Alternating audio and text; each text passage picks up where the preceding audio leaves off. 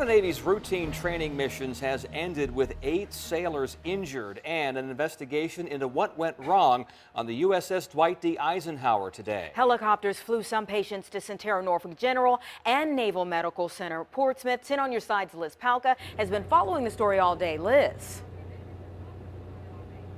Anita and Tom, the most important thing I can stress is all 8 sailors are said to be in stable condition. That's according to a Navy spokesperson. 4 of the sailors still recovering here at the hospital, where crews were prepared for their arrival. The first MH-60 lands at Centera Norfolk General Hospital around 4:20 Friday afternoon. 2 sailors would be rushed into the hospital on stretchers. Another 2 come in on a second helicopter minutes later.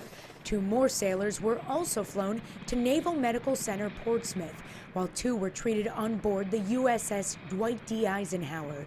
The Navy saying all 8 hurt after an incident on board the aircraft carrier. We saw the Eisenhower as it left its home port on Thursday afternoon. Commander Mike Kafka says the aircraft carrier is on a month-long training mission working up to its deployment this summer.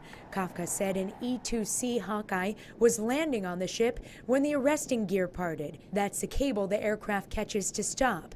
No one on the Hawkeye was hurt, and the 8 sailors now being treated are expected to be okay.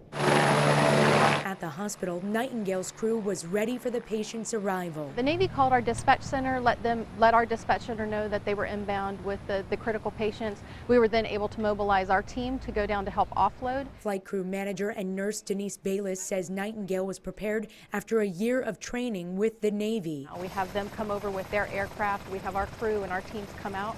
We have them do the training on the helipad. So in a situation like this, it goes smoothly like it did today. The Navy saying the names of the sailors hurt will not be released. They did say the families have already been notified. An investigation into the incident is already underway. Live in Norfolk, I'm Liz Palka, 10 on your side. We can tell you a little more of what the Eisenhower was doing at sea. It was headed out for what's known as COM2X and Joint Task Force exercises. The military says completing them is the final step in making sure sailors are certified for deployment.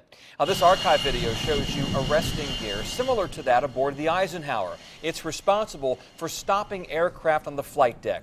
Boeing says a hook on the plane will catch the cable to stop. Now, those cables are typically about 1 inch wide and they sit slightly elevated above the surface. The U.S. military has been using a similar system since the late 1920s. The ship's arresting gear is about 13 years old.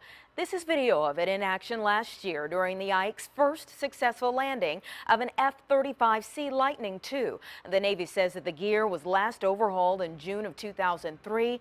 Gizmodo reports the Navy's current system can stop a 50,000-pound plane going 150 miles per hour in 2 seconds. Find pictures and all the information from today's incident posted on wavy.com.